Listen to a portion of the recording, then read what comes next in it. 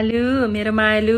मलाई कति माया गर्छौ मेरो बेबीलाई यति माया गर्छु कि म तिमीसँगै कराईमा पाक्न चाहन्छु तिमीसँगै मालिकको पेटमा गएर तिमीसँगै टोयलेटमा फ्लस हुन चाहन्छु म वाउ सो रोमान्टिक यिनीहरूको चटक हेर कसैलाई नपरे लब यिनीहरूलाई परेछ डा लाग्यो तँलाई डा लाग्यो सक्सेस भने त पनि कसैलाई पट्याक्या रे मालिक आइपुग्नु भयो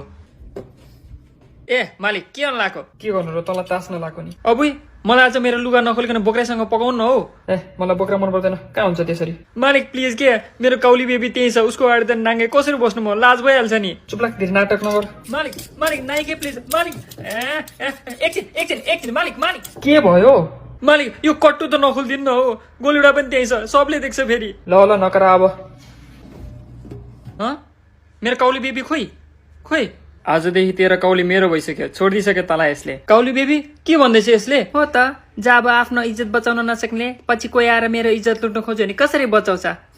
धोका मालिक म माथि धोका भयो मलाई न्याय चाहियो मालिक मलाई न्याय चाहियो आइज न्याय दिन्छु तँलाई हो मालिक हल्लै बढी यिनीहरूको चपिङ बोर्ड राख्नु त म यिनीहरूलाई न्याय दिन्छु टुक्रा टुक्रा पारेर